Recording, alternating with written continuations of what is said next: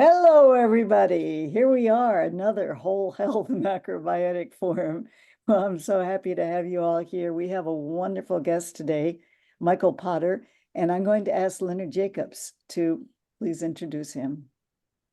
Thank you, Ganat, and thanks for everybody joining us on Sunday morning, afternoon, evening, wherever you are.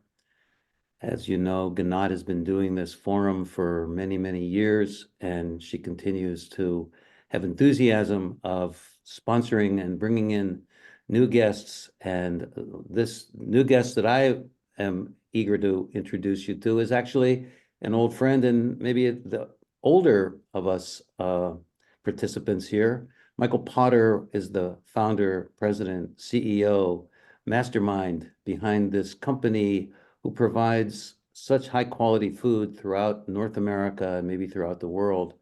Eden Foods, as most of you know, has been on the forefront of creating and distributing, manufacturing and selling natural, organic food that supports a macrobiotic lifestyle, a vegan lifestyle, a vegetarian lifestyle, or a healthy lifestyle, or whatever.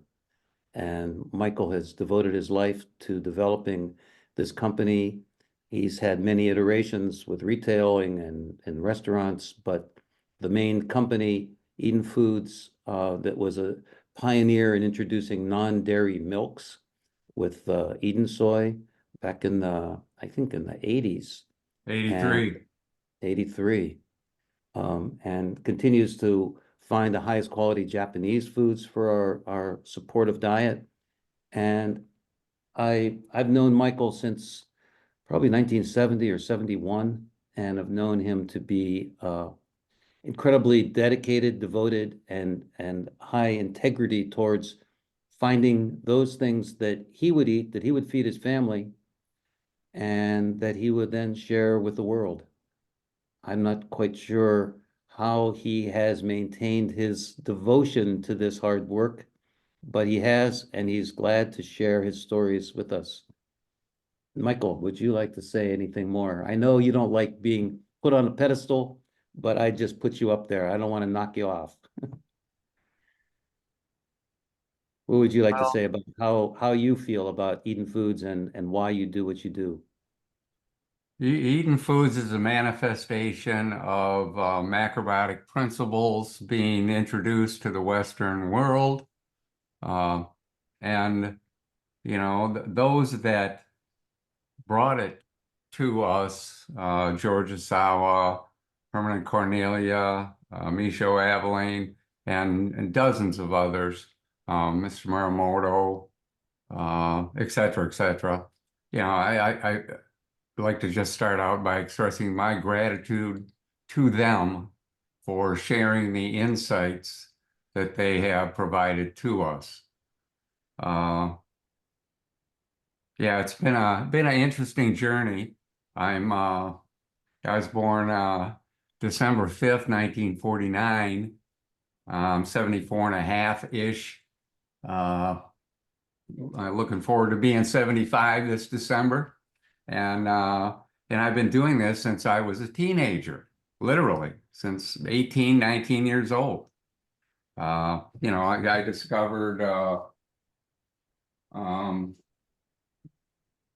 Macrobiotics. I read the book, and it was kind of like finding a piece of a jigsaw puzzle that with it in place, a lot of other pieces fell together that I'd been studying, and it just brought things together. I'm just grateful. It became quite clear that good food was not readily available to people in the United States. I remember after being introduced to the concept of eating whole grain brown rice, doing a survey of a grocery store in Detroit, and then about a week later doing the same survey in a grocery store in San Francisco. And I found the identical results. There were two whole grain foods in both those grocery stores. They were rye crisps and shredded wheat. Um, and and in those days, we were focused on the principles, yin yang, all these new ideas, a different perspective on disease instead of diseases caused by bugs attacking us. Disease is a free will caused uh, um, result of imbalance and and largely a cleansing process or our organism trying to cleanse itself. Uh, and when I did those grocery store surveys, didn't have children. A woman did it with me who became my wife. We had 5 children. Um, and uh, we were planning a family and we wanted good food for them. So we went about getting it for ourselves. Nothing altruistic about it. It was all about me or us and our family. We wanted good food. We were going to go get it if it was findable. And that's what we did. And that became Eden Foods. And I'm still doing it today for my grandchildren, my children, and anybody that wants to enjoy it. Uh, and that's the Tell us big where thing. you were. Where were you at that time, Michael? I don't think everybody knows where your company is located and where you're located. Okay, I was born in Detroit. Started a little natural food store just north of there called Joyous Revival. It was a macrobiotic food store. I teamed up with some people in Ann Arbor, Michigan that were coalescing Eden Foods origins. Um, uh, Leonard knows them all. Uh, and some are gone, some are still with us. Uh, and yeah, and I ended up going out to by chance. I ended up studying with Herman and Cornelia. They were really my mentors, primary mentors, versus most macrobiotics in the United States kind of gravitating towards Michaud and Aveling in Boston. Uh, and yeah, and we've been here. I'm now in a little village on about 36 and a half acres, right in the middle of the village. And we've got 6 or 7 buildings on it. And and and we've got a facility out in Fremont, California that we operate. We've got a bean cannery in Indiana that we run, pasta factory in Detroit, pasta factory in Montreal, um, a field crop cleaner, a grain and bean field crop cleaning facility up in the thumb of Michigan. And it's been an interesting, ever challenging, uh, difficulties, fun. Like I say to people here, if we're not having fun, we're not doing it right. So let's figure out how to do it right. Thanks.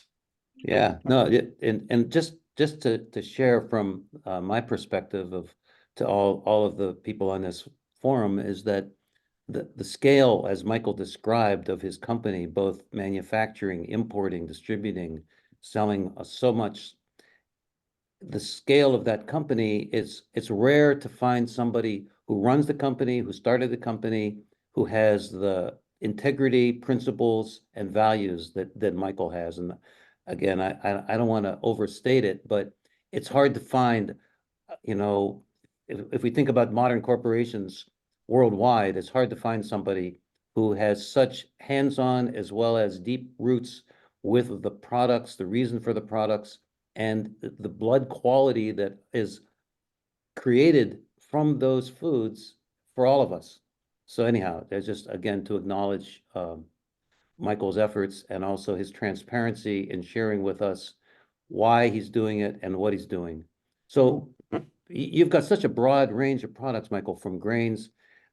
Most people don't even know if they don't look at your website and see the range of products that you have. How did you start with, which ones? And some of them are available widely. Some of them we never will see unless we mail order from you. But how did you start? What were the origins of the early products that became the staples and the lifeblood of Eden Foods? Hmm. Well, it kind of followed the migration of a large portion of the macrobiotic community out of New York City to Chico, California. And I ended up out there and focused on growing rice. Junsei, a Japanese gentleman out there that I spent some time with, he made yennies, but he also made miso. Uh, and uh, it was whole grain centric. That was like I said, when I did that survey before going to Chico and meeting those people, what did I do? I surveyed grocery stores for whole grain.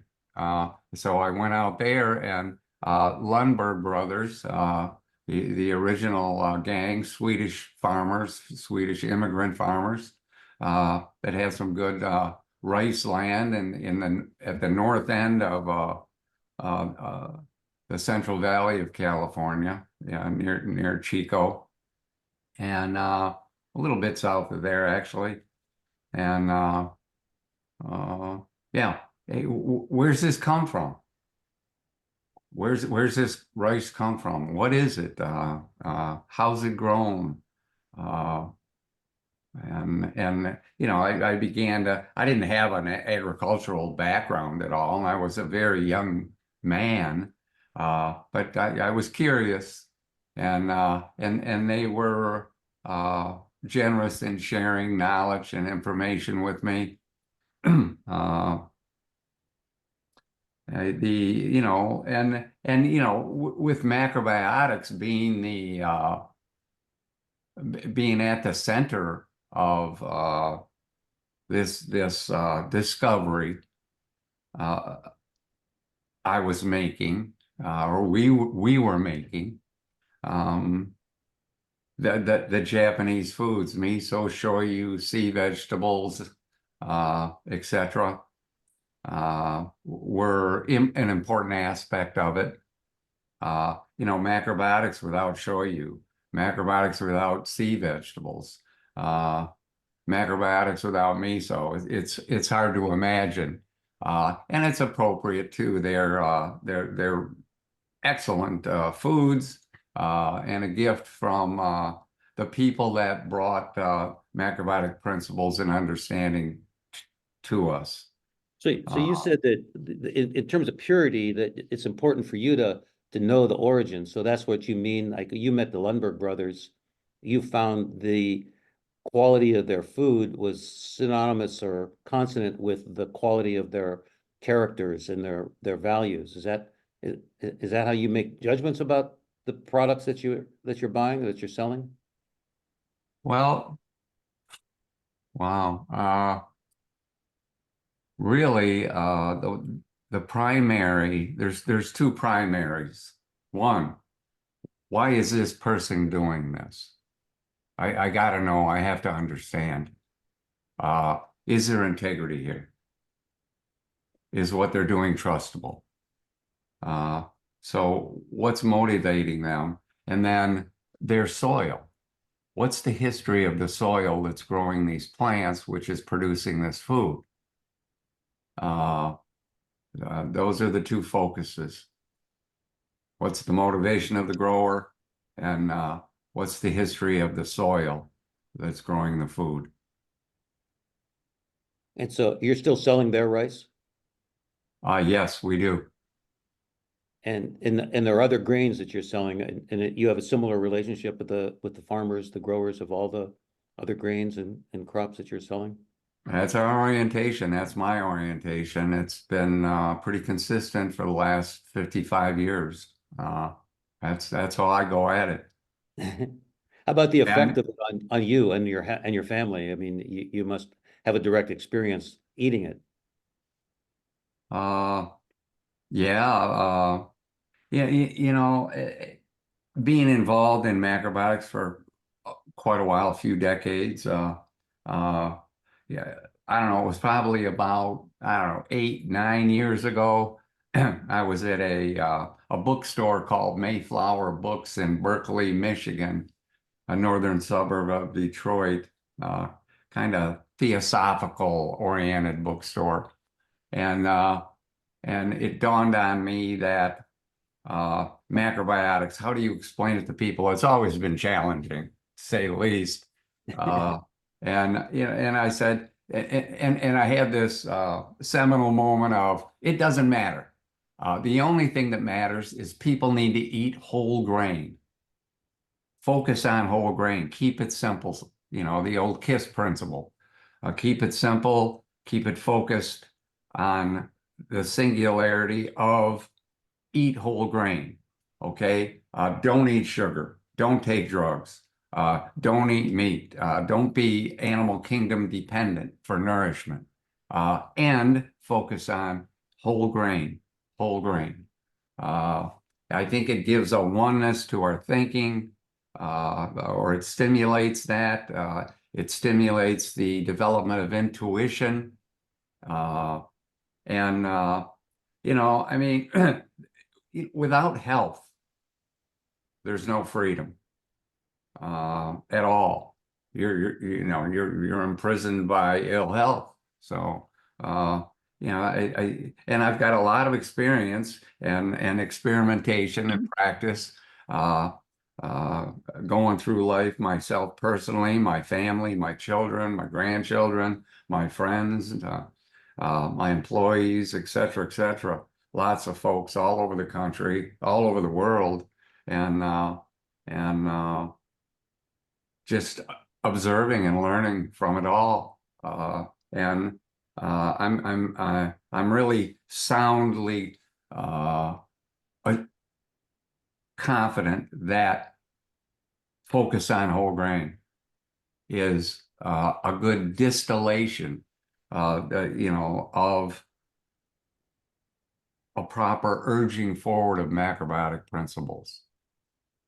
And so you would include all grains, not just rice, even though the rice maybe was what it started because of the Japanese kind of heritage. But it seems like you're selling a lot of different kinds of grains from kamut and millet and Buckwheat, quinoa, rye, oats. I mean, brown rice, it is the one true whole grain that doesn't have that divider down the middle. Wheat, barley, oats, they've all got that split down the middle. Brown rice it doesn't go into the duality. It lets us do that. And I think brown rice is particularly and maybe now I'm theorizing based on study and experience. I think brown rice has a unique nature to it. The spirit of rice is unique. On the other hand, the spirit of oats and rye and barley, are very beneficial and dovetail well with brown rice. And being in the Midwest of the United States, where there's so much agriculture, are you able to locate? I know Michigan has got an incredible variety of fruits, but out through the Midwest and Great Plains, you've got so much grains. Are you focused on locally sourced, or how do you decide about that? Yeah, and the locally sourced thing, it's just pragmatic business sense that direct that uh, you know logistics, transportation, Transportation takes energy. Energy costs money. The cost of energy is not going to decrease. It has continued to rise through my entire life. I expect it will continue to do so. So why waste energy? So getting things as close to home as we can is great. There's different soil conditions. For instance, uh, D Durham wheat. Durham wheat will only grow in a couple pockets that we know of on planet Earth. Uh, northwestern Russia is one area, uh, and the Great Plains, northern Great Plains is another area. But it won't grow in Michigan. It won't grow in California. It won't grow in Belgium. It won't grow in France. It won't grow in Italy. It won't grow in Japan. Why? Mineral, soil conditions. I don't have the answer to that, but it's just a fact. It just won't grow anywhere else. Uh, Beans. And Uh, Durham is an essential for pasta, right? Durham is yeah, it is. It's a very glutinous, uh, hard. It's a very hard wheat, and you do need hard wheat to make pasta, as opposed to pastry wheat or soft wheat. Beans, Michigan is one of the best spots in the world to grow colored beans, um, and yet we cannot grow chickpeas here. We cannot grow lentils here. Uh, the soil isn't right. The climate isn't right. Lenny, you mentioned fruit. Um, it's kind of unique. The Michigan kind of runs north and south and the prevailing winds are out of the west, more specifically the northwest. And you've got Lake Michigan kind of tempering whatever atmosphere arrives in Michigan. And some of you have probably heard of the lake effect. It has a big influence. It tempers the arrival of spring. It tempers the arrival of the winter or fall. And so it just creates a unique climate for tree fruit in particular. Along with that, Michigan has a very diverse, the number of different plants that grow here is, I think, first or second out of all the 50 states in the United States. So you've got a wide diversity of plants that grow here. You've also got a wide diversity of insects. So you've got a lot of pressure on producing organic fruit because I don't care if it's bears and deer or insects, they all like fruit. And so that diversity is challenging. I want to put in a plug for Eden Foods dried sour cherries. That it's got to be one of the most alkalinizing. It's as close as I've found to an umeboshi plum without salt. And it's a wonderful snack food if anybody has an opportunity to try it out. It's in a small package, but they're dried cherries. It's a really wonderful travel food or medicinal food. I mean, it's an enjoyable snack that's also healthful. It's amazing. Tart cherries. Here's a fun story. A few decades ago, a farmer was putting up sausage, and he had a bunch of tart cherries. And he'd put different things in his sausage over the years, but this particular year he said, "I want to put some tart cherries in there. It'll be good, it'll go good with the beef and pork and whatever he's milling up and making into sausage." So he puts these tart cherries in there and does his thing, makes it, and lets it set. And he, oh my God, the crop year, who knows? He got totally distracted. And this sausage, unrefrigerated, stayed in this room on a shelf for an inordinately long period of time. And when oh yeah, I left that in, he went to it. It was perfectly fine. It hadn't turned, it hadn't molded, it hadn't rotted. And he's going, what? How did this happen? What's going on here?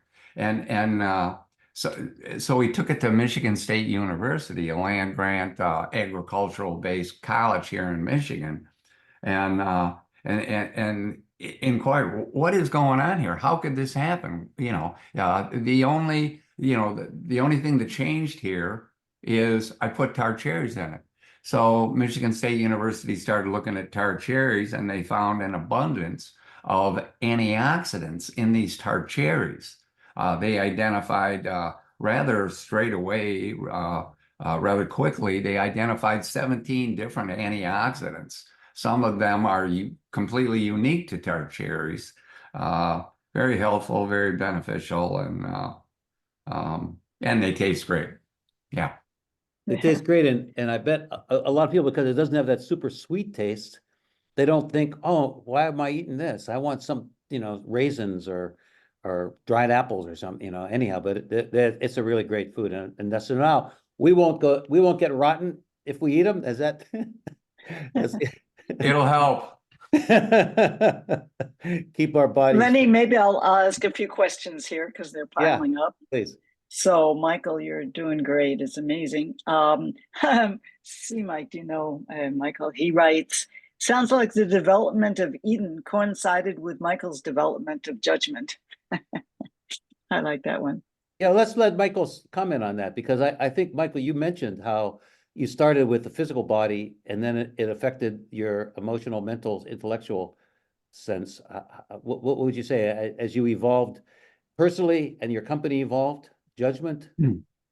Yeah, of course. As a teenager, when I got into macrobiotics, I was 18, 19 years old.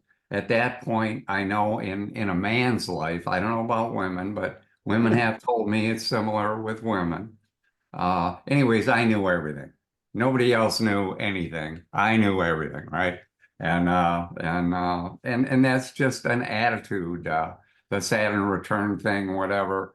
Uh, uh, and that's where I started. And then, as I progressed more towards that Saturn return, that we experience in our late 20s, when the first one, we learn basically it's the universe informing us that we really don't know very much, is a pretty good description of a Saturn return. And it was regrettably humbling. I fought against it, and failed. And I couldn't stop the universe from happening. I couldn't change the order of the universe. It just happened to me. But yeah, I mentioned a minute ago, establishing health. Uh, um, there's no doubt in my mind that the fact that I'm alive today, I can thank macrobiotics for. I'd have been dead earlier. I lived a pretty rough life, and uh, and it's all good. But establishing health, becoming free. I think I've established health. I think I've accomplished that. I think, in fact, you can say that with some confidence. As far as becoming free, becoming a free human being, freedom, experiencing it, being free. I think I'm still in that second stage of, and then, after the freedom part, really the third part, pardon me, is developing that judgment, developing that intuition.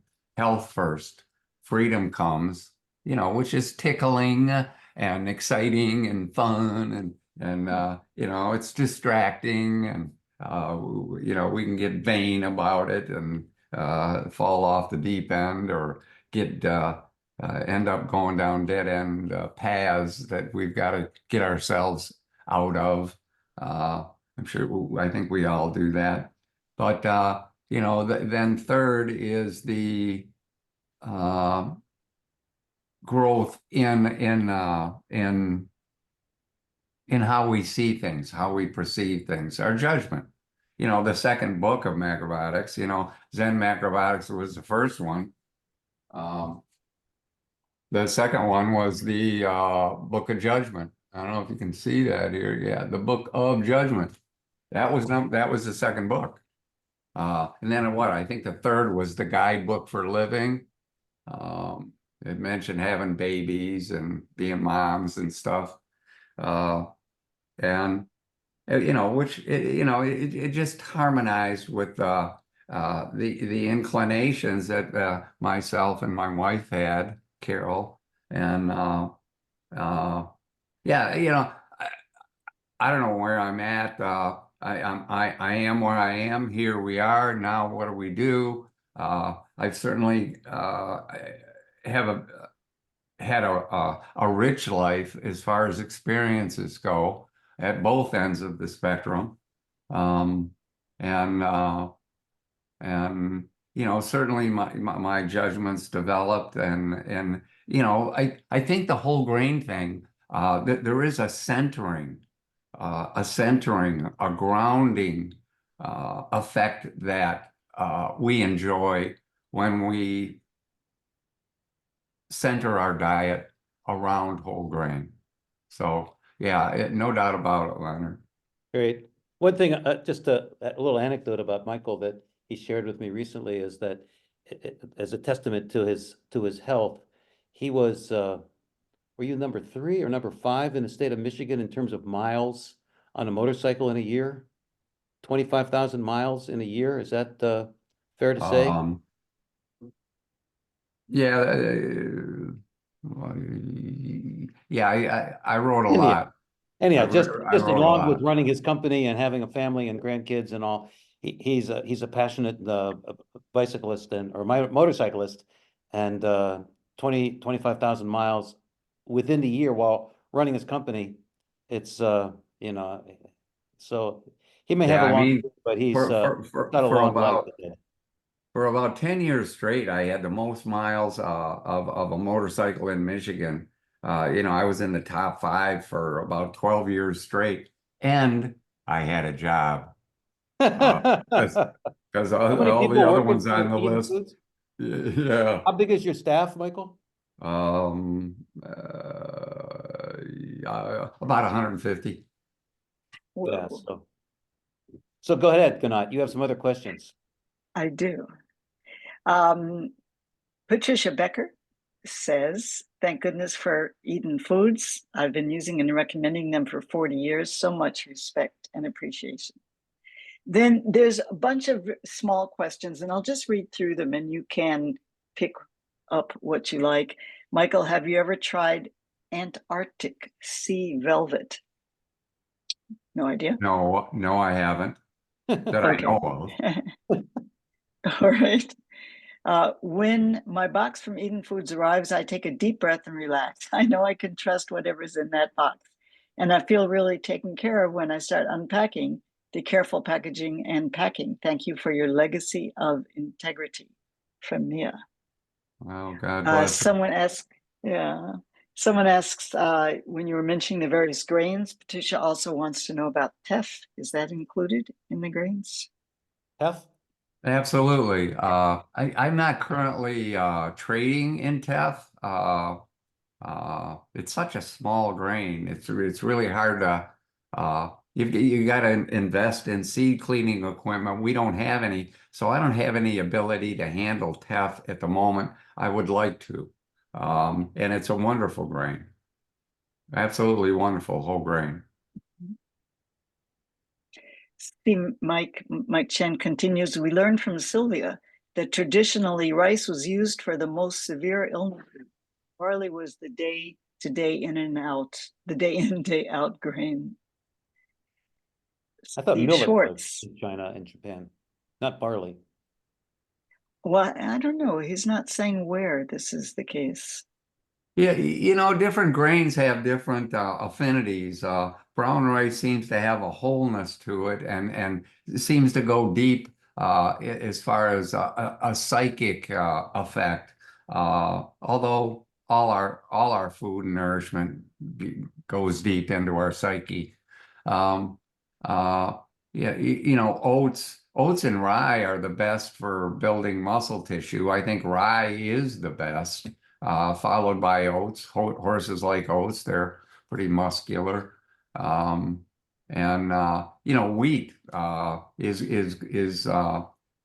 good for your and is good for your liver, for instance. Different grains have different affinities with different organs, different meridians. Um, uh, and, I'm going to jump into something real quick here. Healing, health, establishing health, that's the first thing. To get free, to develop ourselves, to envision and work on a big dream. Uh, it's not only whole grain, everybody has health issues, acupuncture, homeopathy, medicinal herbs. Uh, there are ways of healing uh, from around the world. If we could coalesce the knowledge of because I mean, I've been sick before, and one of the first things I discovered is there's no competent medical help available. None, zero, zip. Hmm. It's just not available. Now there are some good physicians out there. They're rare as hen's teeth, but they are out there. I've been blessed to know a few of them, and know some healers. It's all good. Acupuncture, homeopathy, great tools to use in establishing health. Please go ahead. Well, Okay. let me ask one other a question. Michael, you mentioned some of your kind of ideological, philosophical teachers like Herman and Muramoto and Kushi and so forth. You also, your company and you personally also are in a tradition of being in the food business, of working with farmers. And there is a long tradition in that regard also, whether it's the Lundberg brothers or Carl Gerich or the Coda brothers or Frank All of Ford. them. So you've got that lineage also, that heritage of people who have found the best, sold and worked with the farmers. And there's also the farm hands. The farmer is a great person, but then you got the people working in the fields doing the work. What would you say? Because you're part of that lineage as well, and that's something that Americans know little about, but should be proud about. And we are kind of the breadbasket. So what would you say about that connection that you have, not just with the Lundbergs, but you've worked with so many growers. I know that tomato farmer in Toledo and the noodle factory in Detroit.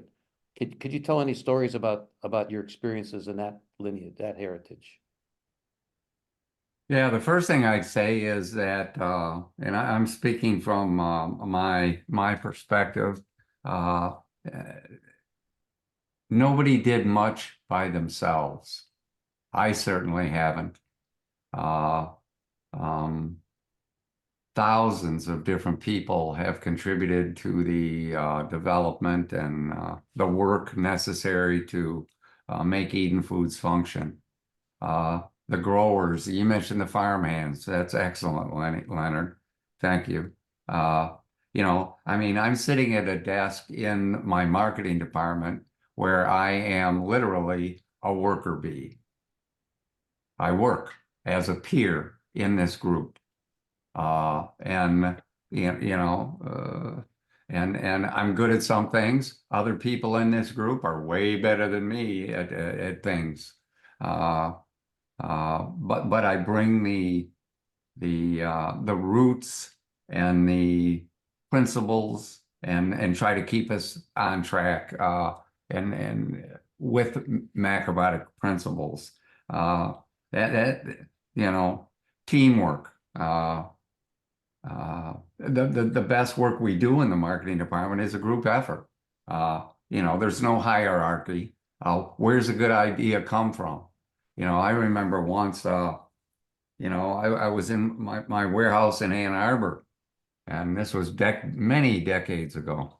Uh, and Risden Curry was our garbage man, literally. Risden Curry, he's a black guy. He had a steak truck and he hauled our garbage out of there, and took it to the landfill. But he and I were buddies. And uh, whenever there's a big snowstorm, he and I would just, I'd quit work and go with him, and me and him would drive around and pull people out of ditches, uh, just for fun. So we were literally good friends. Anyways, one day, we're walking through the warehouse and we're walking past the mill room, and Risden Curry, Eden Foods garbage man, says, hey, this, if you would do this and this, and I'm going, whoa, Nelly, a brilliant, brilliant idea. So good ideas can come literally from everywhere. You've got to have that mindset of an openness to uh, to teamwork. Yeah, so you're putting me on a pedestal. You're not putting me on a pedestal. You're maybe putting Eden Foods on a pedestal, and in doing so, the thousands of people that have contributed to this that go back to George Sawa and all of us after, we have all contributed, and um, you know, uh, you know, there's work to be done. How do we do it? How do we do it efficiently? How do we get the job done? Uh, how do we further enrich, carry forward what we have discovered? Thanks. Well, one thing that I wanted to mention also, Michael, in terms of marketing, one of the most obvious marketing aspects of Eden Foods is the packaging. And I think that you've taken great pride and efforts in the packaging as well as the ingredients that go in the package. But the package obviously has a lot to do with whether it's plastic or cellophane or BPA coated cans or whatever. So the copy on the package as well as the material of the package itself is a major component of when we buy the food. Can you say anything about that, about how you choose packaging and packaging materials? Yep. And food contact surfaces are critical. And, I figured that out early on. So everything that touches the food is of interest to Eden Foods. My purchasing department people have to inform me. They've got to create a flow chart. They have to identify every food contact surface that food touches, getting out of the field to the cleaner, the trucks. We've got a pretty severe protocol for tracking and monitoring food contact surfaces, packaging. Basically, food is enrobed in a package, and that food contact surface is critical. There's horrible, toxic packaging materials. And that's only one aspect of the toxicity of commercial food. But, BPA, you mentioned, Leonard. I came to work one day, and I had stumbled on an article out of a German news service about bisphenol A. It was pretty horrendous. And it was about canned food. And anyways, I did my homework, uh, uh, spent years, hundreds of phone calls trying to learn about what the food contact surface of the inside of these cans was. Finally, a scientist at the Ball Corporation told me what I needed to know, and he ended up getting fired for doing so. Pretty sad. But it changed the canning industry in the Western world. completely changed it. That food contact surface, when I first found out about it, I said, well, I need, well, we need something different here. And I said, what do you use before you use this BPA stuff? And BPA is an additive that they add to plastics, basically, that make it soft. The rubber ducky, the rubber ducky, the yellow ducky with the orange bill, full of BPA. Soft plastics, generally be suspicious of. They generally are loaded with BPA. That's what makes them soft. Uh, anyway, so I said, let's go back. What'd you use before? Okay, well, we use this oleo resin. It was plant-based. And I said, well, can you make that again? So yeah, it's food contact services are critical. Packaging, and I'm feeding this to my kids, to my grandkids. I mean, I'm a bit. I've been called eccentric. Personally, I think that's just a complete lack of understanding of and intelligent prioritization of things that person would say, I'm eccentric. I mean, who would allow this in their kids' food? I mean, give me a break. Uh, but uh, So yeah, just to food be clear, context. the lining of the canned food, basically had BPA in it, and which is a poison, toxic, ingredient. And you discovered that and found an alternative, and that's been the lining of the beans and other foods that I guess it's mainly beans that Eden sells in cans, and it's been BPA free. The remarkable thing to me was that Michael did that without anybody knowing. Before we even knew that BPA was a problem, Michael had taken it out of the cans and it wasn't labeled on the outside BPA free, while everyone else had BPA and it didn't say BPA is in this can. And that includes all the Whole Foods products, the 365 brand, until recently. And so he was, again, it's like the Eden brand is something you can trust, even if you don't know. Michael now. A little bit Well, about this is I've got a very active mind, always have had, which is kind of a eccentric. penance to live with, but very active, and I'm, very inquisitive, and I know how to get to the point. I've learned, I've been taught, and I'm uh, very uh, persistent, very persistent. Stubborn. I mean, this scientist at Ball that I finally, I talked to him 40 times on the telephone.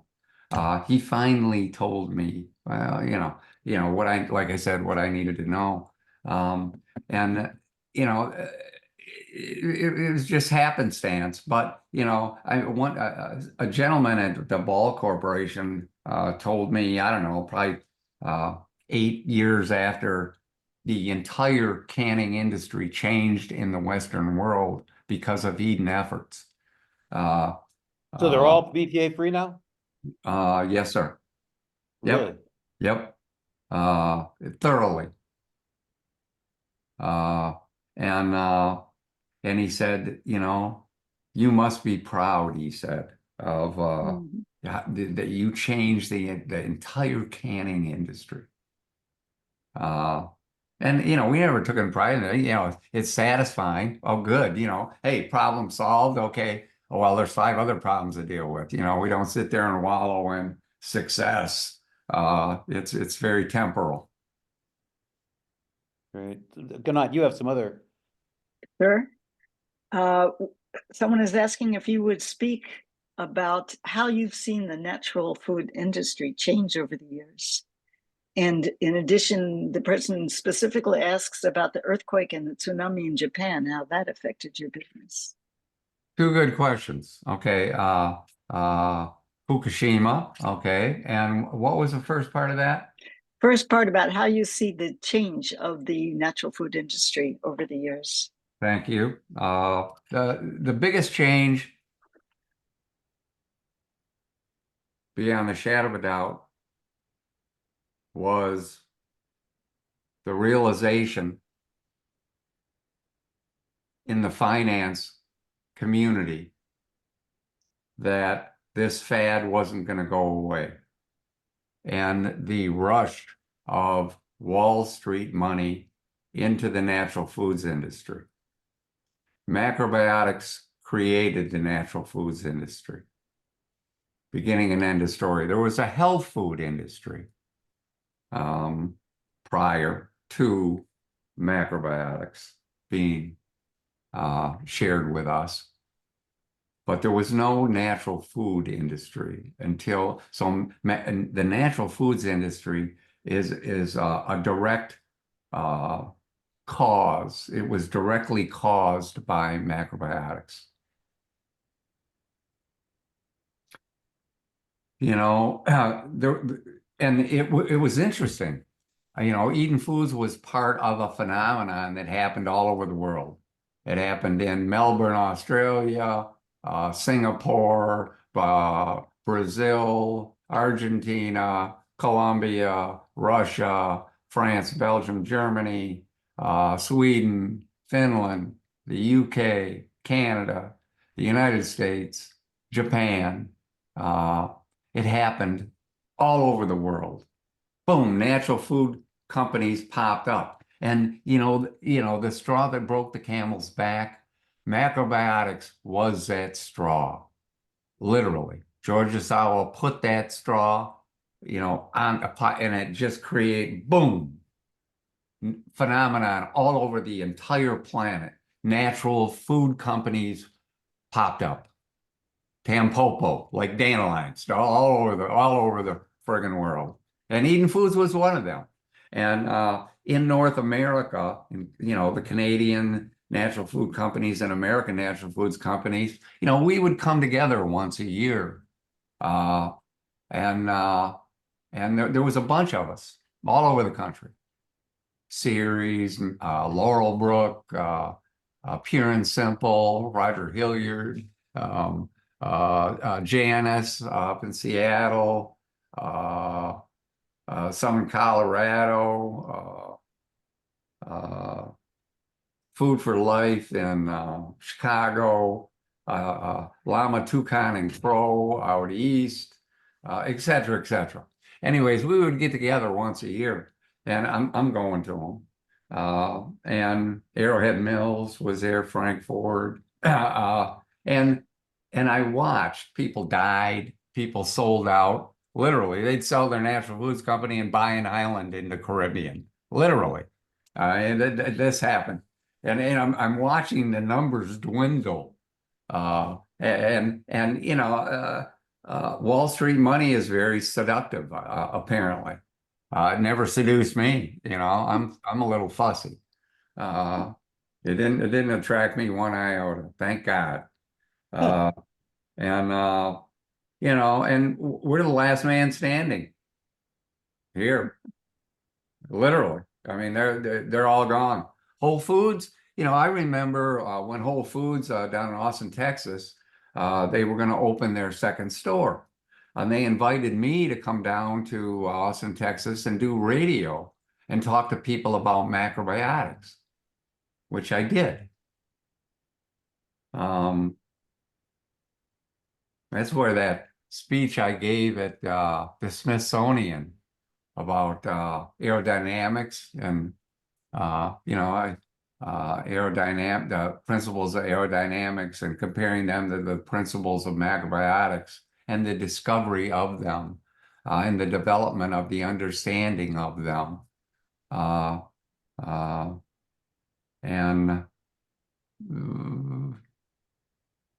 okay, well, Just I as an lost my aside, train of thought Michael there. was one of the Where were primary we? sponsors. Okay, and then Fukushima. Okay, let's change channels. Well, let me just interrupt. In terms of the Smithsonian, Michael was one of the main sponsor to the Smithsonian to allow Michio Kushi's documents, notes, notebooks to be stored and made available to people who go to the Smithsonian due to Michael's generosity. Yeah, it wasn't so much generosity. I just did some work and, I mean, whatever I contributed, it was a pittance, really, um, in the scheme of things, uh, but perfectly appropriate. Fukushima, this important aspect, which I'd mentioned earlier about Japanese foods, and Fukushima happened. I'm going, oh my God, envision eating foods without miso, shoyu, and sea vegetables coming from Japan. I couldn't. And Fukushima happened. I heard about it, and I'm going, oh my God, what's going to happen? All right. A miracle happened, if you ask me. Uh, a blessing. Very fortuitous circumstances.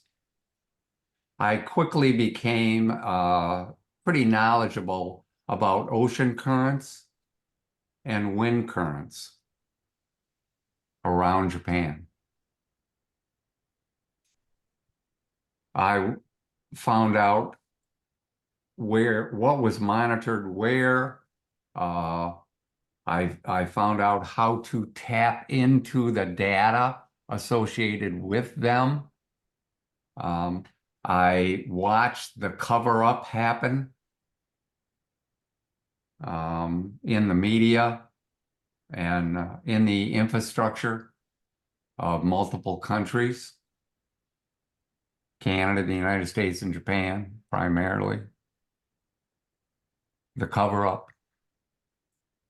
Anyways, our sea vegetables are, in Japan, you've got currents coming down from the north, Arctic currents coming down from the north.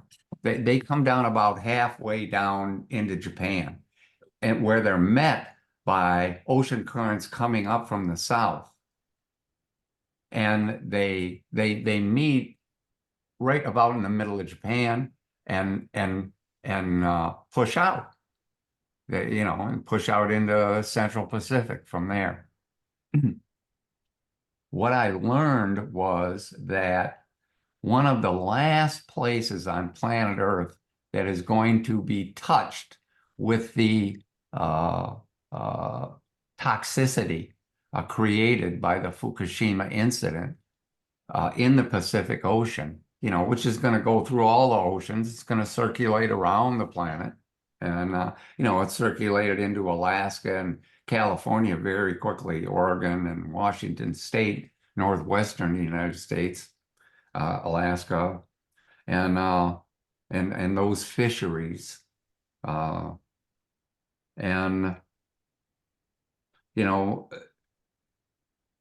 the sea vegetables from the Wakayama Peninsula of Japan are north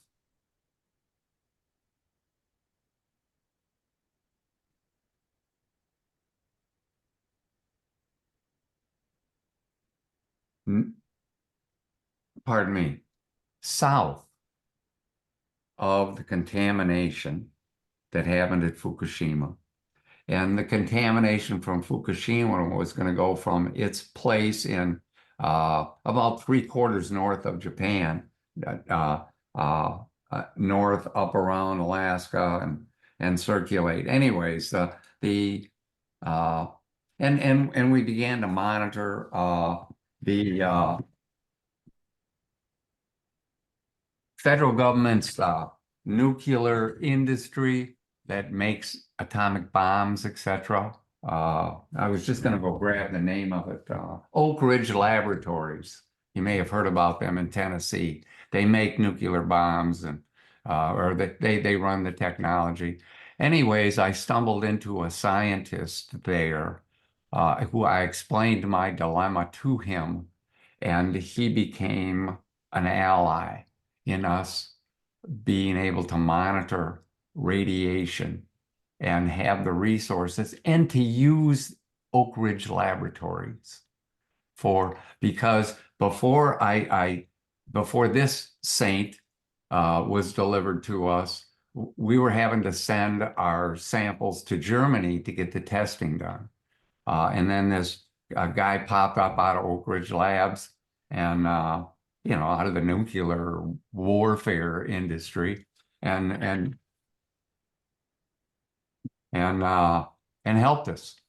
But bottom line is Fukushima. We did get some hot mushrooms.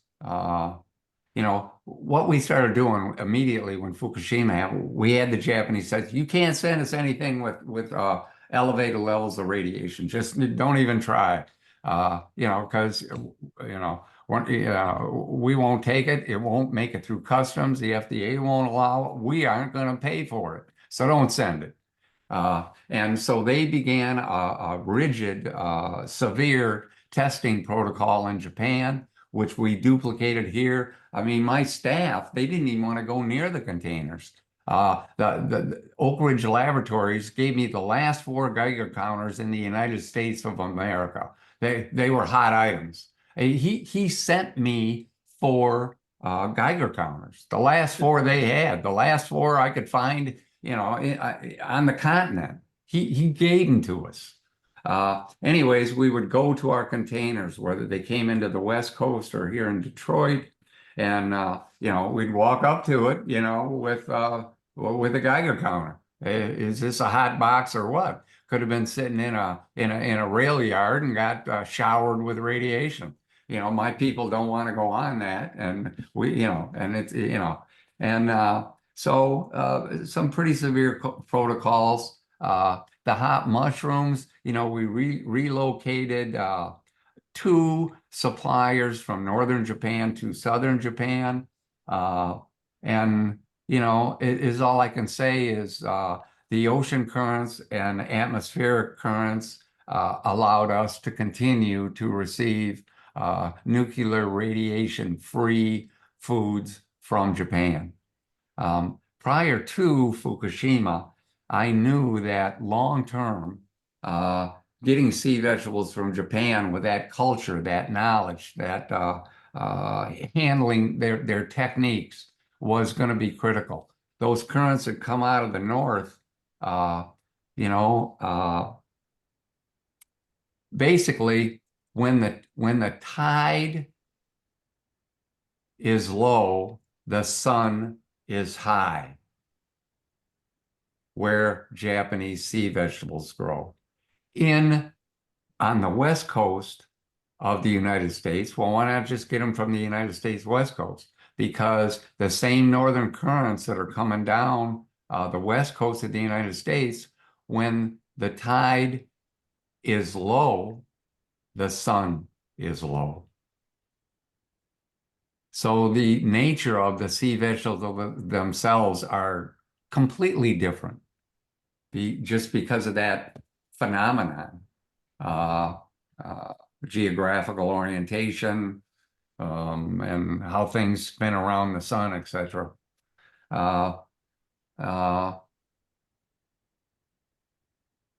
And any other heavy metals besides the radiation? You're testing for all of that with the sea vegetables? Well, you can test till hell freezes over and not know what's going on. And I've chased that rabbit down a hole long ago. But testing is a crucial part of it, and sometimes it's the only thing you can do. You can't see radiation, you can't smell it. You've got to test. It's called a radionuclide testing, and we've done a lot of it. I mean, thousands and thousands of tests. And the Japanese have of dollars, I'm sure, in the cost for the tests. Yep, we pay for them all. I mean, all of us, we all pay for them. The nuclear power industry is out of its mind, but it's no less criminal than the putting poison in baby food. So we could say that the seaweed that has the Eden brand on it is tested and is safe of any of the fallout from Fukushima? It's guaranteed to be the same as, the radiation of that sea vegetable is the same as quote unquote background radiation. Uh, um, and that's kind of what we compare it to. If it's above background radiation, something's wrong here. It's elevated. And, the excellent job the Japanese have done using their labs, their techniques, their severe testing, duplicated here in the United States by Eden Foods, with the help of our network. And, you know, uh, and Japanese sea vegetables are special. Sea vegetables, out of China, out of Korea, you know, I highly advise you avoid them. I could tell you why, but it gets pretty ugly. Yeah, one of the things you mentioned, Michael, just if I can interrupt, Ganat, is what would you recommend for the consumer, besides knowing that the Eden brand is one that they can trust? What are some, without comparing your products to your whoever the competitors might be, what are the standards that you would suggest that consumers consider when they're buying food that they didn't grow themselves? The responsibility of getting good food for ourselves and our children and our friends is our responsibility. If you want to trust Eden Foods to play a role in that, we'll do a good job for you. Like I said, I'm fussy, very fussy, and we do a good job. Uh, um, but the responsibility, ladies and gentlemen, it's a personal, and you need to know where your food's coming from. Where does this fish come from? I mean, I won't eat fish out of the Pacific Ocean anymore.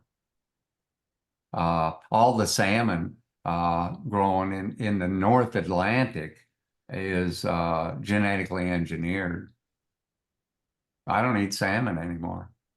Now, if I could find a source of some wild caught, and they do exist, I'd enjoy some salmon. Chicken. I mean, anybody that eats a commercial chicken is obviously ignorant to the realities of how that chicken was raised and the level of toxicity it contains, or they would never eat it. Uh, um, we have to know where our food comes from. I mean, we recently had a picnic here, and we're going to make some chili. I said, well, do a pot here. We can get some. Here's this grower over here. He loves his animals. He raises them. They're lovingly raised. They're pure. They're clean. It's organic food. I mean, this is good animal food. And we got a lot. We got meat eaters here, and vegans, and we've got the whole shebang here. We've got employees that eat lunch at McDonald's, and then eccentrics like myself that are macrobiotic. And but I said, okay, well, let's at least get them some good meat, and we did. We know where that meat came from. We know who raised it. We know how it was butchered. We know everything about it. We know all the food contact surfaces it's been exposed to. And we have to take responsibility for that. You can't believe a damn thing in the media on a food packaging. The nutritional information labeling in the United States of America, NLEA panel, National Labeling Education Act, NLEA.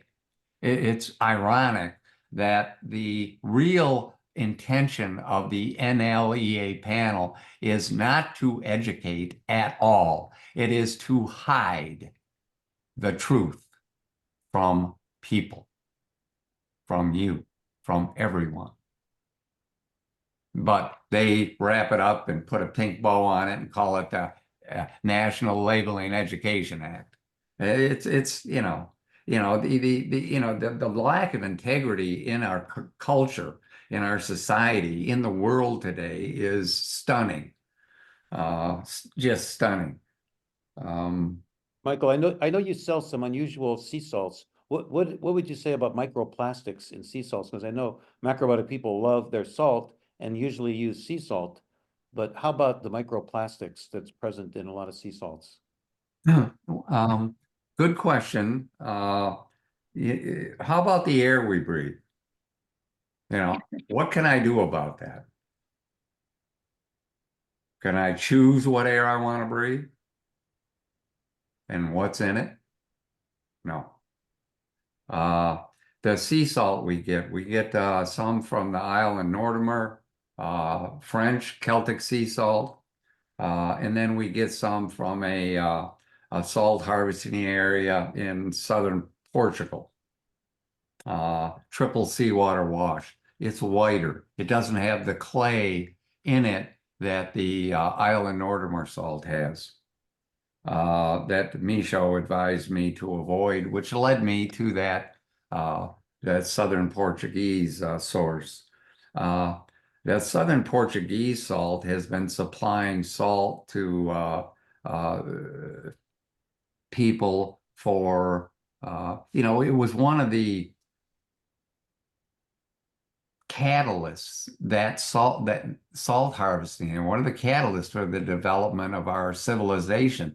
The Phoenicians would go to the extreme of going all the way to the mouth of the Mediterranean, North Shore, southern Portugal, Algarve province, and get that sea salt and take it around and trade it around the Mediterranean. And it was worth more than gold. That's where we get our southern Portuguese. There are microplastics in the ocean. There's microplastics in the atmosphere for that matter. The chemicals we breathe, you can't take a breath. The good news is the resilience and healing power of our creation, our bodies, what we are. But yeah, microplastics is an issue. We test for them.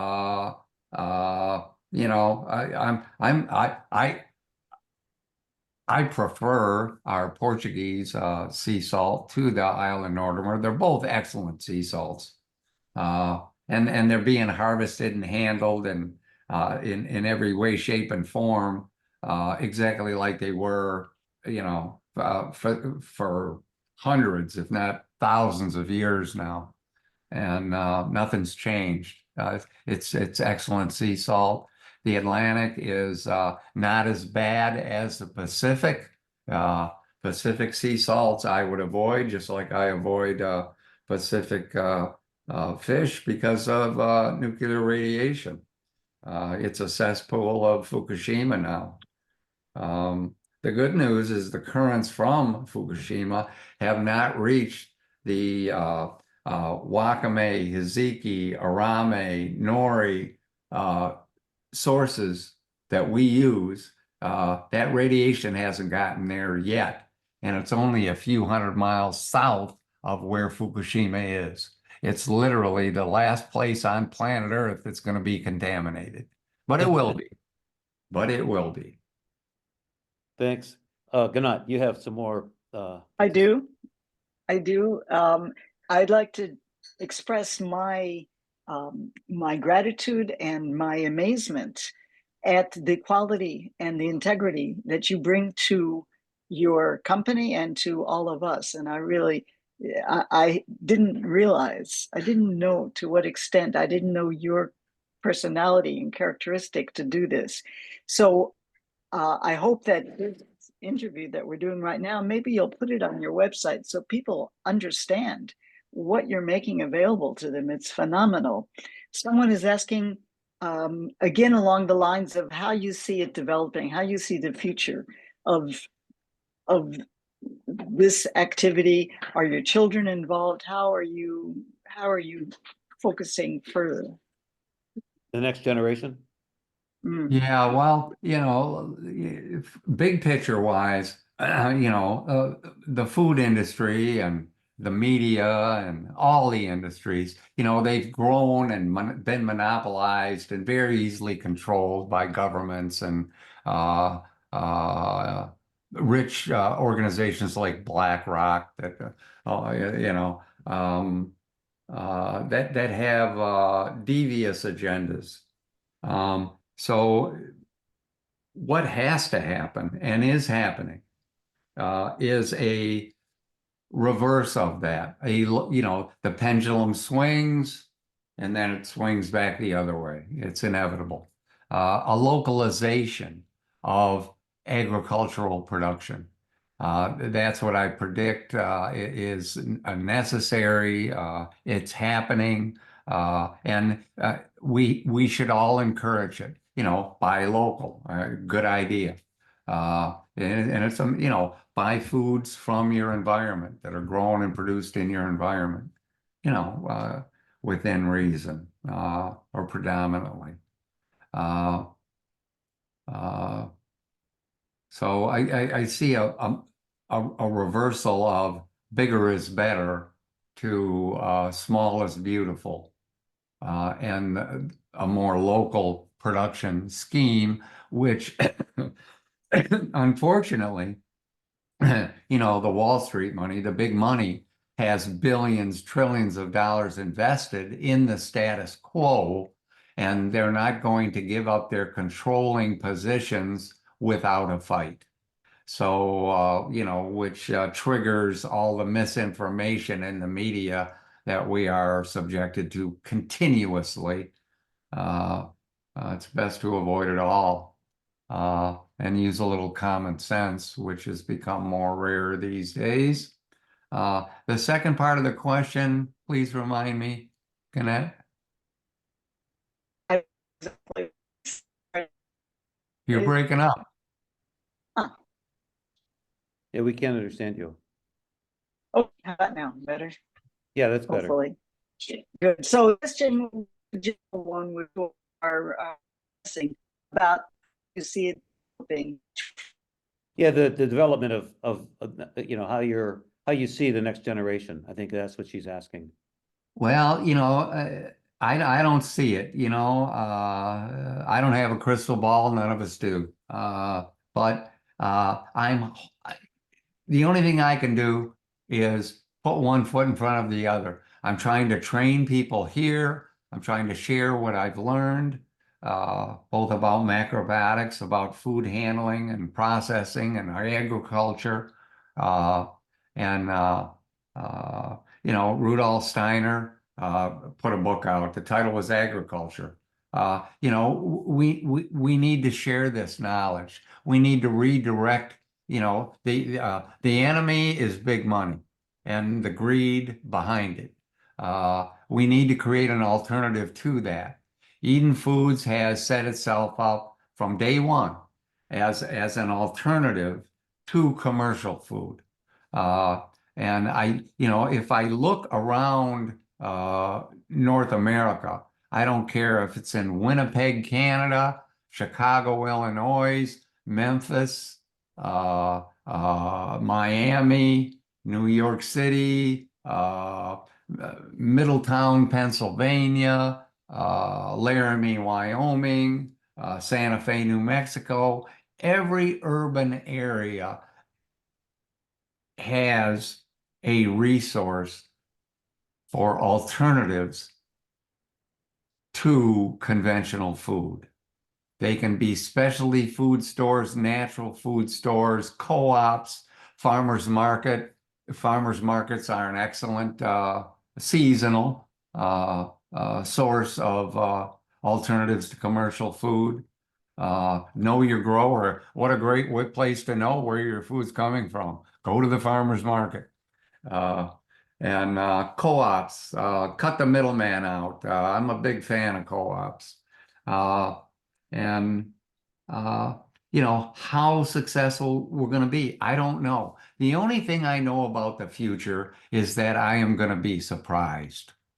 That's all I know about the future. Michael, one thing, I don't know if Ganat hasn't asked you yet, but if I recommend everybody to go to the edenfoods.com website and see the range and the breadth of the product line. And there's so many items on your website that are unavailable in co-ops and natural food stores. Nationally, that is domestically in the US or North America, but also internationally.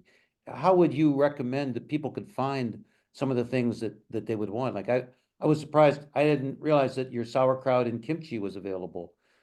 Some of the mustards that you have are unusual, and you put the same care into all those products. How can people find them if they're not available in their local stores, especially internationally?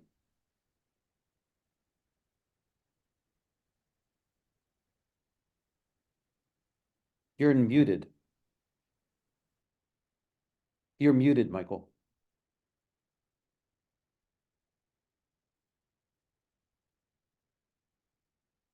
Michael, you're on mute.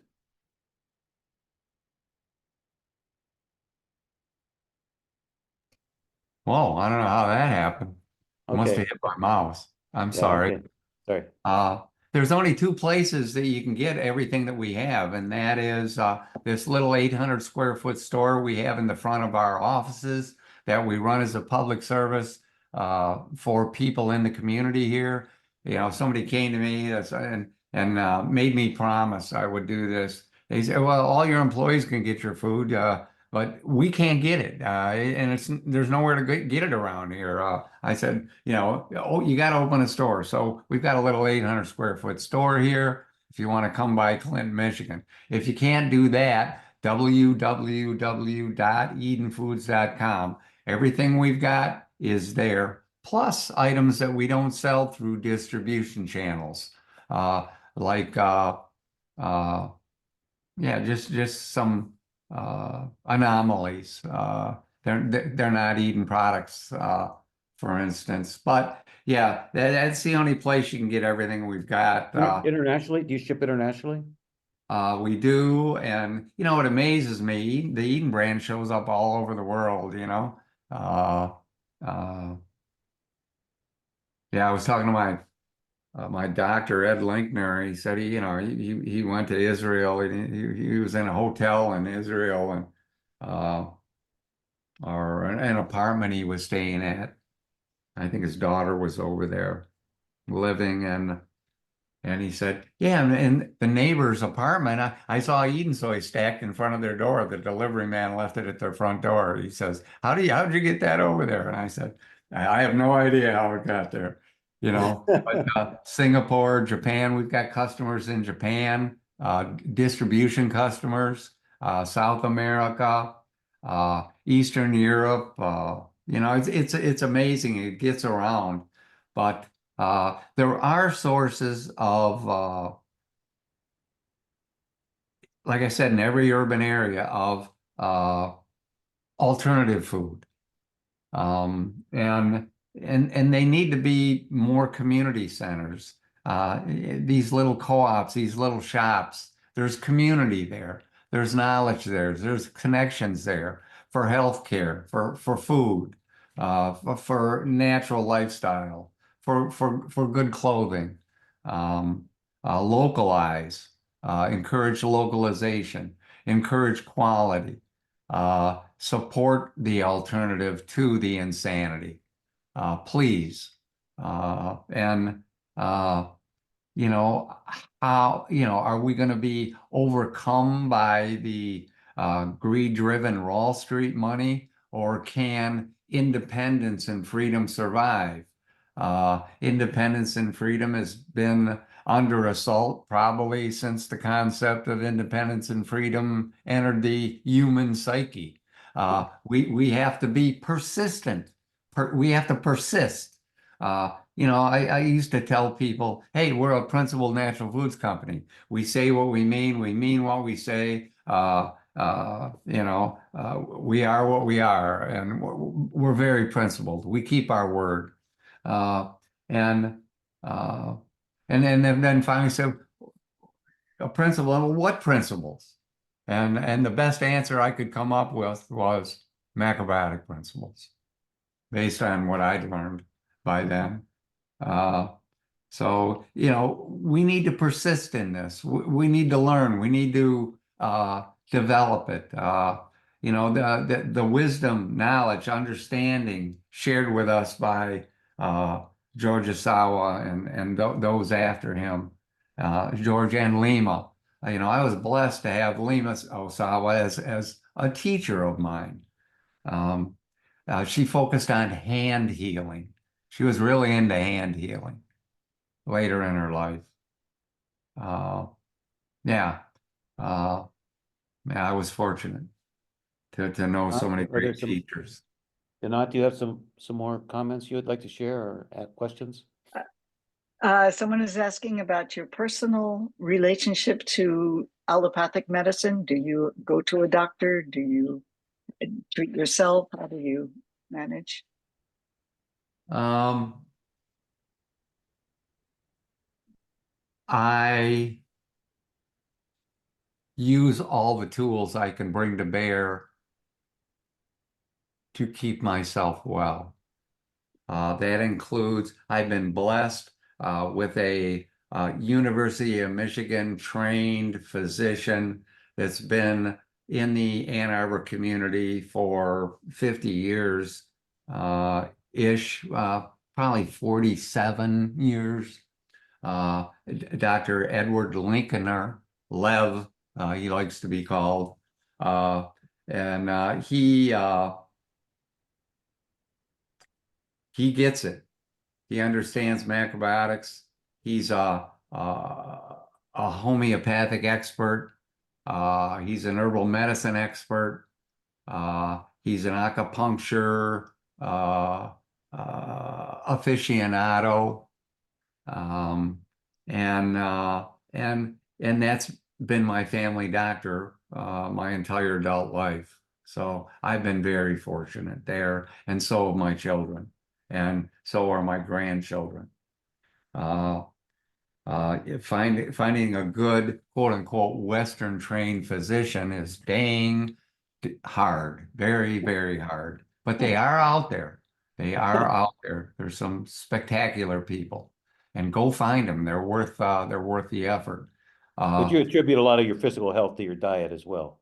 oh, absolutely. Whole grain. I mean, whole grain, sea vegetables, miso, uh, uh, uh, and good vegetables, seasonal, local. Uh, uh, you know, homeopathy, acupuncture is underrated. Acupuncture is very effective. There's good acupuncturists out there.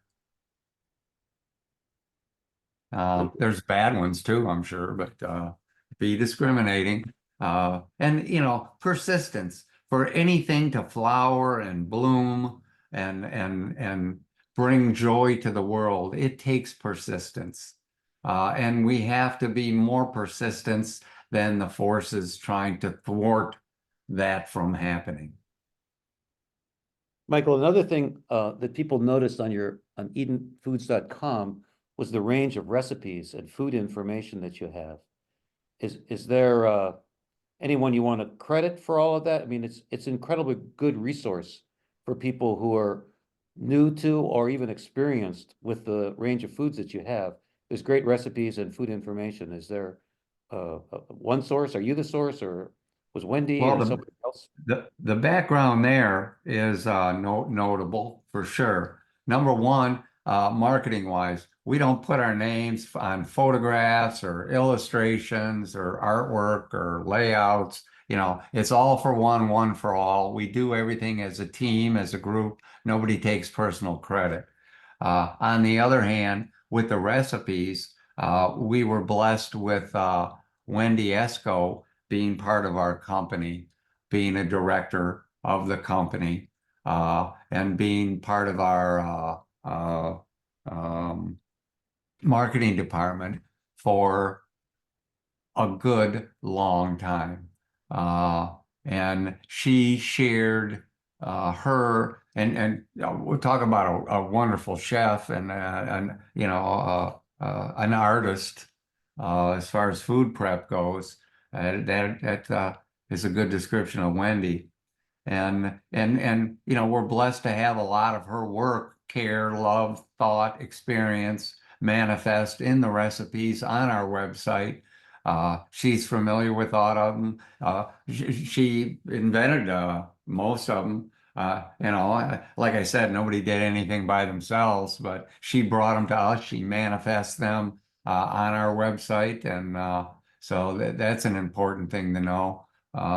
You know, you know, when I hire people, you know, this one young lady, Emily, you know, and she made some sushi. This stuff was wonderful. I'm going, what the? She didn't know anything about food. She just fell off the turnip truck and she's working here. And and uh and and and I said, how did you do that? Well, I took a sushi class at the high school and the local high school in Clinton, Michigan. And she said, I followed Wendy's recipe. And it was wonderful. It was great. And you know, it keeps happening. Here's somebody that doesn't know, well, I just followed Wendy's recipe and it was great. And these people are not natural food chefs. I mean, you know, they hardly know how to make pancakes, but they follow Wendy's recipe and boom, good food happens. Gannat, did you want to open up the forum if there's anybody wants to raise their hand and ask Exactly, Michael direct questions? precisely. So we Uncensored, have, right? hmm? You're not going to clear it first. You're just going to let it go. Let's be ready, Michael. Oh, right, we did say that. Oh, hold on, hold on.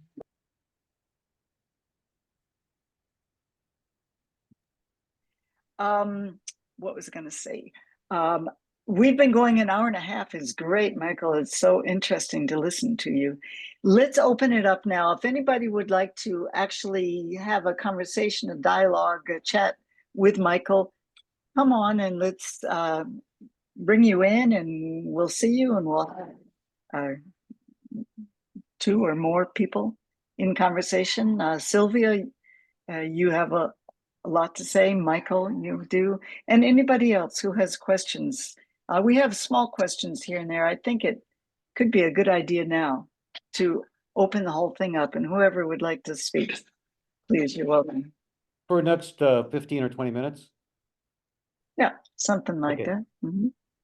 Mike, are your children involved in the company? To ask. Yeah, I've got 6 children. The bookends are girls. The four in the middle are boys.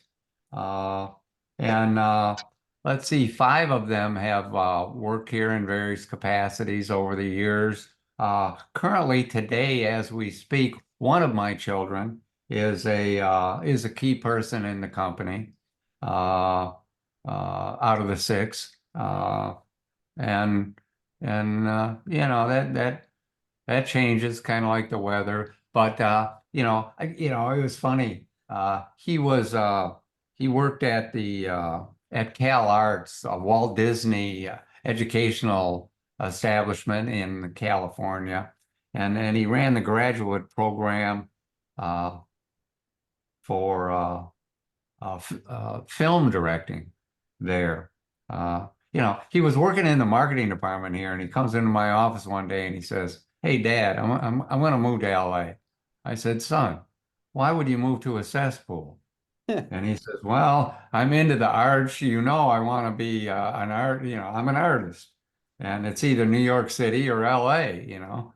And he said, and I said, "Okay, I'd pick LA there too." And now it makes sense. And he went out there and he established himself in that community as an artist, a curator, and etc.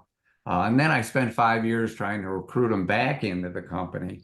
And you know, currently he works with our e-commerce team. He heads it up. His perspective is invaluable and successful. He does successful work for us. So, you know, uh, I wish I could have attracted more children into the effort here. I wish I had more grandchildren. But things are what they are, you know. On we go. Thank you. Go ahead. If you have a question, just go ahead and unmute yourself and go ahead.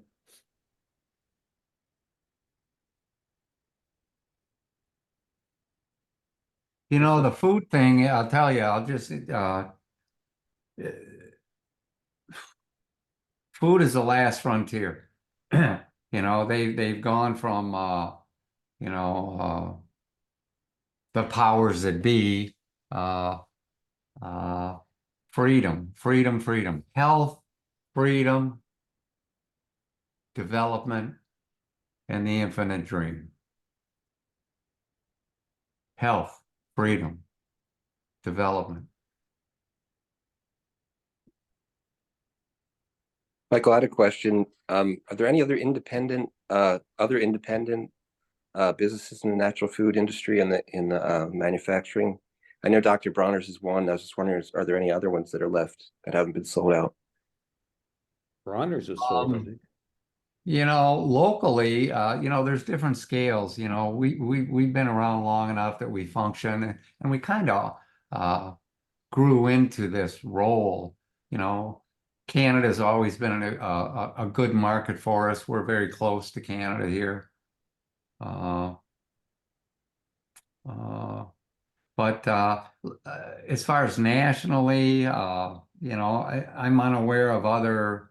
Uh, You know, there's some small ones, Gold Mine, Macrobiotic Wholesale Company down in Asheville.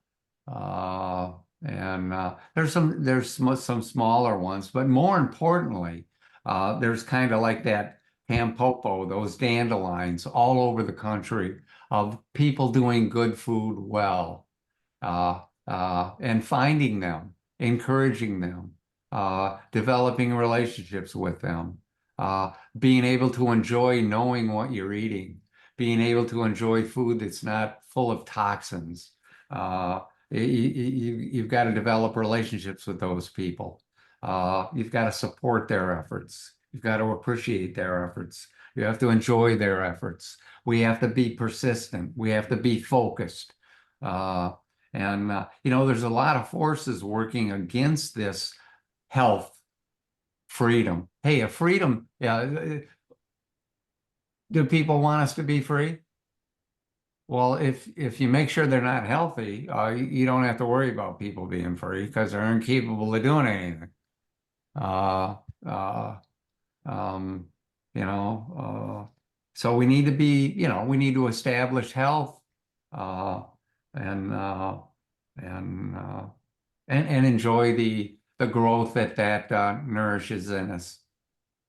Uh, you know, what we're involved in is with the food thing. It's uh, you know, I grew up in Detroit, and I don't know if any of you have heard about the Weathermen. You know, radical political make bombs. Political power grows out of the barrel of a gun. That crowd. I ran into that crowd in Detroit, Michigan, and Macrobiotics about the same time in my life. And you know, I ran into the let's make bombs and etc. I ran into them first, and then I ran into Macrobiotics, and you know, well, what am I going to do? You know, uh, because I was into social change and anyways, you know, I made the wise decision and you know, went at the food change approach because you have to change things from within. You can't change them externally. You can't force change. You've got to go with the flow and influence. Uh, uh, and but if we change food, if we change how food is grown, agriculture, how it's handled, we change everything politically, spiritually, emotionally, intellectually, societally. We change all the priorities in life in a powerfully positive way. So you know, don't underrate the importance of the macrobiotic movement that which spawned the natural foods industry. Uh, which is our only hope for the human race, as I see it. And we need to, you know, the black rocks of the world and their agendas need a counterpoint, and we have to be it. So I don't see anybody else doing it in any meaningful way. That's great. Some other comments, I'm sure. I'd like to ask Michael a question, which is recently I live in a small town in Alaska, and we use Azure Standard quite a bit. And recently I wrote to Azure and I said, could you please get, because they have a nice selection of Eden foods, and I asked if they would please order the black sesame butter. And they probably will, I don't know for sure, but I just wondered how Michael, his impression of what Azure Standard is about, because they feel quite homegrown to me, and they're expanding in all kinds of ways, it seems to me, and I don't want them to get too big, but for us up here who can do quantity orders and have it shipped and come in by barge, it's much cheaper than sending something through the mail. And I still order from macrobiotic companies for sure and buy things through the mail. But I just wondered if Michael had anything to say about what he sees Azure Standard is up to. I see Azure Standard as one of those dandelions that have popped up and very refreshing. They seem well managed, they seem principled. They seem to be doing a good job. They seem real. They seem to have integrity. Uh, uh, and we'll see how much persistence they have. But you know, my take on them so far is excellent. And I'm glad you brought them up. They're an example of basically I would consider them a team member. They're on the team. They're on the good food team, and they have credibility. Thanks. Do they sell products? I'm not familiar with Azure Standard. They're in are they in Oregon or Washington? Yeah, Durford, Oregon. Yeah. Okay. But Yeah. they have a shipping situation that goes over a lot of the country. And like for Alaska, they take our stuff to Seattle and then it gets on a barge from there. Or no, maybe not a barge. Yeah, it does get on a barge. It takes 10 days to get here. But they have an interesting way of ordering. You have a drop. I'm a drop coordinator, and they have an interesting way of distributing that's unique to them. You know, Lenny, the Northeast used to be the biggest, strongest, healthiest natural food market in the United States. Actually, today, the Northwest, Oregon, Washington, the Northwest United States actually is a bigger consumer per capita of natural foods than the Northeast now. FYI. Uh-huh. Other questions?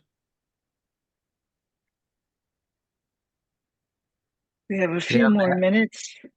Macrobiotic principles, you know, I think one thing we're all struggling with, you know, with the loss of the initial hierarchy of macrobiotics, George Sawa, Cornelia and Herman, Michaud and Aveling, for instance, and the passing of all these teachers is, well, you know, I mean, Monday morning quarterbacking, you've got all these intellectuals criticizing and demeaning or knocking various aspects of the teachings and the lives of these individuals, which so serves no good purpose. You know, I think a healthy approach is what of value is there? Let's focus on what's of value, what works. Like I said, whole grain works. It is a centerpiece and very macrobiotic of a healthy diet. And how do we intertwine the realities of our society today in a practical way with macrobiotic principles? It's challenging. How do we do that? You know, Eden Foods has kind of tried to take the middle road. You know, we've gone through various phases where we've kind of waved the macrobiotic flag a lot. Sometimes we put it away and just said, we shouldn't wave that flag right now. You kind of stick your finger, which way is the wind blowing? Should we be doing this? Should we be doing that? Uh, the recipes that you mentioned. I mean, Betty Crocker, I mean, we don't need to be Betty Crocker. People need knowledge. They need good food. Recipes good, about what good's a recipe if you don't have good, pure food to prepare. First things first, I need good food. I mean, if I can just do nothing but throw some fire on it, well, okay, that's not very artistic, but it's food. The recipes get into a little more finesse of preparing food. But first comes the pure food, which is our focus. So we have Maureen wants to ask, and then Sylvia, and then that may be all the time we have. We'll see. Maureen? I was wondering if any food conglomerates, the big, companies in the US have tried to buy you out. Every large food company on planet Earth has tried to buy Eden Foods. Mm. Literally. No Literally. surprise there. Thanks. Then he wouldn't be We're here. not for sale. And, if we sell out or we let the Wall Street money in, we know Eden Foods is gone. And that's not why we started it. We're going to persist as best and as long as we can. Thank you. And Sylvia? Sylvia, you're muted. Yeah.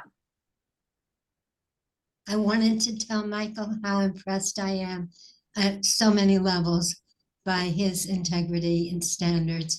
And I want to thank him very much for mentioning Junsei Yamazaki, who also made and sold umeboshi plums besides the miso. Just a very, very wonderful person.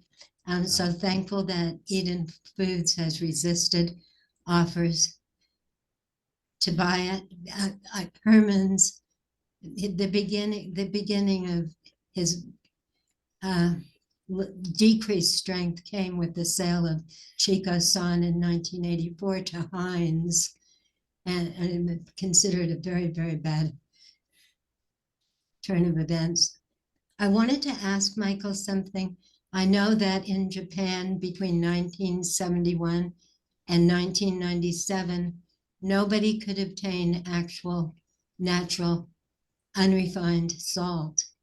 And I'm curious to know if the various miso craftspeople were being supplied secretly with good quality salt from outside Japan, or whether all of us were subject to the same horror as the people of Japan during those decades when the salt was purified sodium chloride only, no trace minerals with it.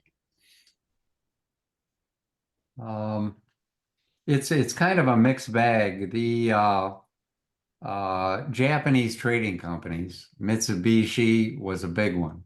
I mean, nobody could get whole grain into the country without going through Mitsubishi. They had a deal with the government, and they monopolized it. The same with salt. They went to the basics and they monopolized them. I know that there was local production of sea salt in Japan. I know that some sea salt was kind of under the radar, imported into Japan.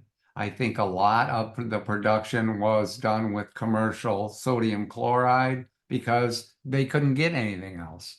So it's definitely a mixed bag. The good news is that today things have loosened up, and what was under the radar, and believe me, Mitsubishi and Kawasaki and Sumitomo, these enormously powerful, politically, socially, economically powerful trading companies have not given up their control. They have made some adjustments along the lines of commonsensical, allowing people to get organic grain in to the country of Japan, to get sea salt into the country of Japan. But you know,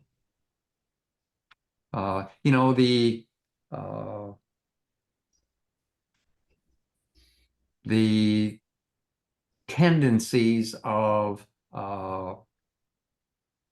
sugar and meat driven mentalities, whether they be Japanese or American or Belgium or South African, tend to be the same. They tend to be narrow-minded, closed-minded, aggressive, self-centered, etc. And that manifests in commerce and commercial endeavors, and it's a planetary problem. Obviously we have some problems with economic management and resource management on planet Earth. One of the biggest things we do is make things that kill people or that kill life. What if all that energy and those resources were used up for the opposite purpose? Wouldn't that be nice? Yeah, I think one other thing, Michael, is that what you said about the value of our physical health through our diet also relates to the health of the planet and the soil. Not only do you find a farmer that has good soil and that has good farming practices, but you have found a market that demands those things. So there's an extension in the agricultural world, in the farming world in North America. The more demand, the more there are growers, and the better it is for the soil, for the planet. And it is maybe an incremental change, but it is a change and an improvement, as opposed to these huge agribusiness farms that have little concern about the quality of the soil because they're adding so many chemicals. But you're finding a customer base that demands that quality, so you're encouraging the farmers to extend and expand their farms, which is all the better for the planet. And so it's a real virtuous cycle that you have established, and allowing us to find the food and in the farmers to increase their business. So whether it's a micro farm or a macro farm, it's a great opportunity to enrich and nourish the soil, the planet, as well as ourselves. Lenny, that's a very encouraging point of view, and I really appreciate that. That's because people are like, oh no, macrobiotics is ending and blah, blah, blah. And you're pointing out Michael Potter's example of one person, how he can encourage so much well-being on our planet. I really appreciate that. Yeah, it's a regenerative agriculture as opposed to just organic agriculture. And I don't know if you have a final comment that you would like to make, Michael. We really appreciate you spending time. It's a Sunday morning, and I'm sure you had a lot of other things you could be doing. You have to talk. Okay. Can I say something, not as a final word, but a very big thank you for 30 years ago when we said goodbye to the cow forever. That was Eden Soy. That was actually helping us to kind of withdraw from the cow's milk, what we are 40 actually, years ago.